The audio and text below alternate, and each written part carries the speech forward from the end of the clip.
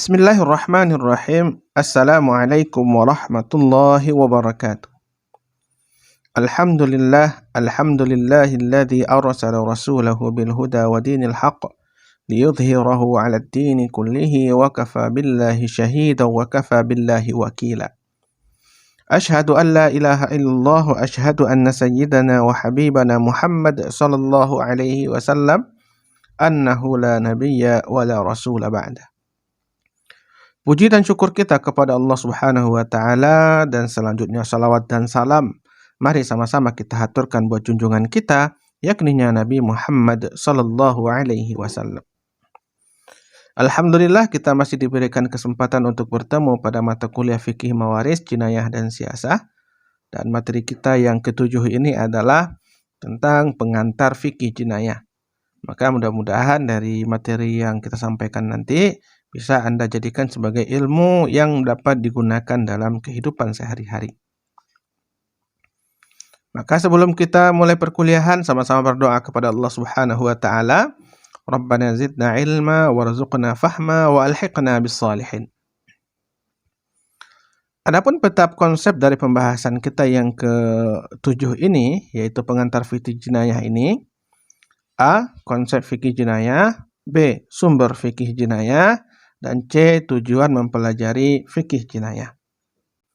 A. Konsep fikih jinayah. 1. Pengertian. Fikih jinayah terdiri dari dua kata, yaitu fik, kata fikih, dan yang kedua adalah jinayah.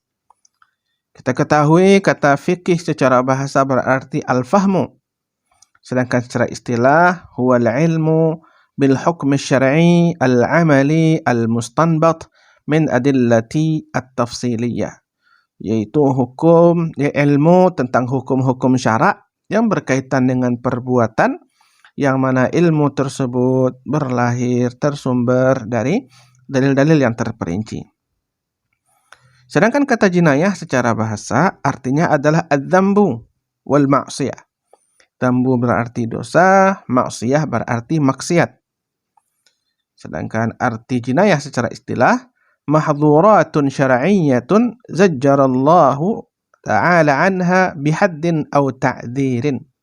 Ya, ini kata Imam Mawardi, bahwasanya yang dimaksud dengan jinayah itu adalah segala sesuatu yang dilarang oleh syarak dan pelakunya itu mendapatkan hukuman dari Allah Subhanahu wa taala, baik berupa had ataupun ta'zir. Nah, jika seandainya kata fikih dan jinayah itu digabungkan, maka melahirkan sebuah makna yang baru.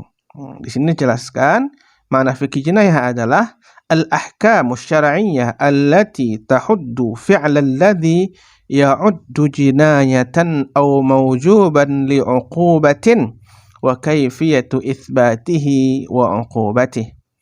Jadi fikih jinayah itu adalah hukum-hukum syarak, hukum-hukum agama, ya, yang menjelaskan tentang perbuatan-perbuatan yang dianggap sebagai perbuatan kriminal atau perbuatan terlarang atau perbuatan jarimah, ya, yang kemudian perbuatan itu mewajibkan atau mengharuskan pelakunya itu mendapatkan hukuman.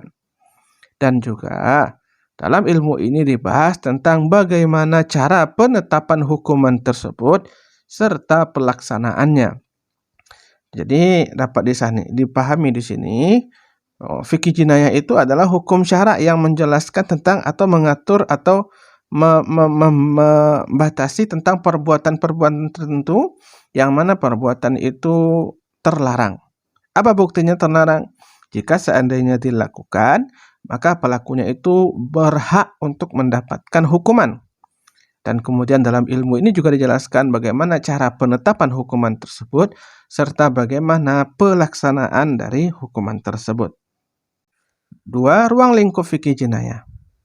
Nah, fikih jinayah memiliki 3 ruang lingkup. Yang pertama qisas. Yang dimaksud dengan qisas itu adalah hukuman setimpal. Al-nafsu bin nafsi, jiwa dengan jiwa. Al-ainu bil aini, mata dengan mata. Wal-udhuna bil udhuni, telinga dengan telinga, itu namakan dengan qisas, ya. Lalu kemudian diat. Nah, diyat ini adalah denda. Ketentuan-ketentuan syara yang menjelaskan tentang kadar-kadar denda yang didapatkan oleh pelaku kriminal sesuai dengan bentuk kriminalnya masing-masing.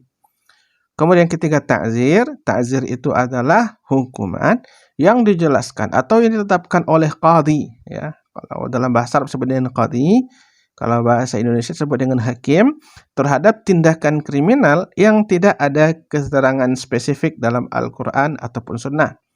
Nah, contohnya seseorang kalau mencuri sampai kepada nisab, maka hukumannya adalah potong tangan. Tetapi bagaimana kalau seandainya seseorang itu mencuri tapi tidak sampai pada batas nisab tadi? Ya. Apakah kemudian dipotong juga tangannya? Tentu tidak. Nah, tapi apakah dia tidak mendapatkan hukuman? Juga tidak mungkin. Maka ditetapkanlah oleh qadhi hukuman sesuai dengan kebijaksanaannya. Hukuman tersebut bisa berbentuk penjara, kurungan, bisa berbentuk cambuk, ya, atau kemudian juga bisa ditetapkan dalam bentuk denda tertentu. B. Sumber fikih jinayah. Adapun yang menjadi sumber-sumber dari hukum fikih jinayah itu adalah yang pertama adalah Al-Quran. Karena Al-Quran adalah sumber ajaran Islam, maka Al-Quran menjadi sumber yang utama, ya, sumber primer. Seperti diantaranya Allah jelaskan dalam Al-Quran, dalam surah Al-Baqarah ayat 178.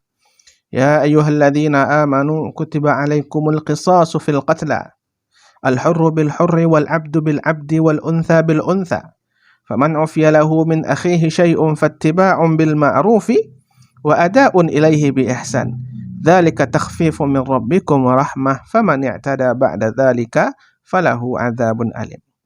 Pada ayat ini Allah menjelaskan tentang qisas, yang mana hukuman setimpal yang didapatkan oleh pelaku kriminal. Dan masih banyak lagi ayat-ayat yang lain yang menjelaskan tentang fikih jinayah dalam Al-Quran. Yang kedua adalah sunnah. Jadi sumber kedua itu adalah sunnah Rasulullah SAW, karena sunnah itu memiliki fungsi yang tidak bisa dipisahkan dari Al-Quran. Ada kalanya sebagai pentafsir, ada kalanya sebagai pentakrir, penguat, gitu ya. Ada juga fungsinya sebagai itsbatul hukmi, penetap hukum yang baru. Nah, pada hal ini contohnya ketika Allah katakan dalam Al-Qur'an as-sariqu was-sariqatu faqta'u aydiyahuma, pencuri laki-laki dan perempuan potonglah tangannya. Nah, mencuri di sini berapakah kadar barang curian itu sehingga kemudian baru boleh dipotong tangannya? Hal ini dijelaskan dalam hadis Rasulullah sallallahu alaihi wasallam, anna Rasulullah sallallahu alaihi wasallam qata'a sariqan fi mijannin qimatuhu 3 darahim. Bahwa Rasulullah SAW memotong tangan seseorang yang mencuri tameng atau perisai yang nilainya itu sebesar 3 dirham. Jadi 3 dirham merupakan pentakyid atau penjelas dari batas atau pentafsir dari kadar yang dicuri oleh pencuri sehingga kemudian menjadikan ia wajib dipotong tangannya. Yang ketiga itu adalah ijtihad. Nah, ijtihad adalah upaya mujtahid, yaitu qadhi, dalam menetapkan hukum pada tindak kriminal tertentu yang tidak ada ketentuan hukumnya secara spesifik dalam Al-Quran dan Sunnah. Nah, tetapi keputusan yang ditetapkan oleh qadhi harus tetap memperhatikan Al-Quran dan Sunnah. Artinya memang tetap mencantolkan hukuman tersebut sesuai dengan ketentuan Al-Quran dan Sunnah, bukan sesuai dengan keinginan dari qadhi itu sendiri atau keinginan dari pihak-pihak tertentu. Nah, hukuman tersebut bisa berbentuk denda, ya, cambuk, atau kurungan penjara. Nah, ini sesuai dengan kebijaksanaan hakim dalam menilainya. Nah, seperti seseorang yang mencuri yang tidak sampai pada batas nisab pencurian tadi, ya. Atau kemudian mungkin juga seseorang yang memukul orang lain, tetapi kemudian tidak melukainya. Nah, maka dalam hal ini ditetapkanlah hukuman sesuai dengan ta'zir yang ditetapkan oleh qadhi. C. Tujuan dari fikih jinayah. Yang pertama, tujuan dari fikih jinayah ini adalah kembali kepada qasdus syari', ketetapan dari Allah Subhanahu wa taala, maksud yang ingin diwujudkan oleh Allah Subhanahu wa taala. Nah, jadi pada prinsipnya hukum yang berkaitan dengan fikih jinayah ini ditetapkan dalam Islam untuk menjaga 5 hal min janibil adam. Ini min janibil adam, dari segi ketiadaan. Yang pertama untuk menjaga agama, yang kedua menjaga jiwa, yang ketiga menjaga akal, yang keempat menjaga harta, yang kelima menjaga keturunan. Nah, menjaga agama contohnya memerangi orang-orang murtad. Nah, tujuannya adalah untuk atau membunuh orang-orang murtad. Tujuannya adalah untuk menjaga agama. Jiwa, Allah syariatkan qisas, ya. Maka kemudian tentu orang akan berpikir sebelum dia membunuh, dia juga akan dibunuh. Dengan demikian batallah aksi pembunuhan. Nah, begitu Islam, tindakan preventifnya. Yang ketiga, akal. Allah memberikan atau menetapkan hukuman bagi peminum khamar itu adalah hukuman cambuk. Tujuannya apa? Untuk menjaga akal manusia. Yang kemudian harta. Islam mensyariatkan potong tangan agar orang tidak mencuri harta orang lain. Dan kemudian Islam mengharamkan zina, ya, bagi muhsan dan ghairu muhsan. Kalau seandainya muhsan itu dirajam, kalau ghairu muhsan dicambuk, tujuannya adalah untuk menjaga keturunan. Sedangkan kedua, qasdu al-mukallaf, yang kembali kepada mukallaf. Tujuan pensyariatan dari fikih jinayah itu yang pertama, mencegah dilakukannya tindak pidana dengan menegakkan norma hukum demi pengayoman masyarakat. Ini demi terciptanya kehidupan masyarakat yang lebih baik. Yang kedua, mengadakan koreksi terhadap terpidana, ya, atau para pelaku kriminal tadi, dan dengan demikian menjadikan orang yang baik dan berguna, menjadikan dia menjadi orang yang baik dan berguna, ya, serta mampu untuk hidup bermasyarakat. Yang ketiga, menyelesaikan konflik yang ditimbulkan oleh tindak pidana, ya, memulihkan keseimbangan dan mendatangkan rasa damai di tengah masyarakat. Artinya kalau seandainya pelaku kriminal itu atau pelaku jinayah atau jarimah itu mendapatkan hukuman, tentu kemudian akan tercipta keseimbangan di tengah masyarakat. Dan yang keempat, hukuman itu tujuannya adalah untuk membebaskan rasa bersalah pada terpidana. Nah, ini nyata sekali pada masa Rasulullah SAW ada seorang sahabat yang dirajam. Sebagian lain beranggapan betapa hinanya orang tersebut. Tapi kata Rasulullah SAW, taubatnya orang itu telah diterima oleh Allah Subhanahu wa taala sehingga kemudian dia terbebas dari segala dosa dan kembali dalam keadaan suci. Nah, jadi ketika seseorang mendapatkan hukuman, berarti hukuman itu atau balasan dari perbuatannya itu, satu sisi di antara sisinya itu adalah membebaskan pelakunya dari kesalahan-kesalahan yang ia lakukan. Jadi kalau seandainya ada pembunuh dikisas, bukan berarti dia dalam keadaan terhina, tidak. Tapi kalau dia menerima kisas, bisa jadi itu adalah cara terbaiknya kembali kepada Allah Subhanahu wa taala karena dia mengakui kesalahan-kesalahannya. Nah, demikianlah penyampaian saya terkait dengan materi kita yang ketujuh ini.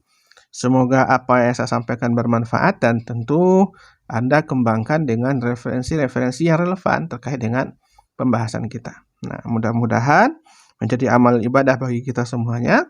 Aqulu qauli hadza astaghfirullah li wa lakum. Subhanakallahumma wa bihamdika asyhadu an la ilaha illa anta astaghfiruka wa atubu ilaik. Assalamualaikum warahmatullahi wabarakatuh.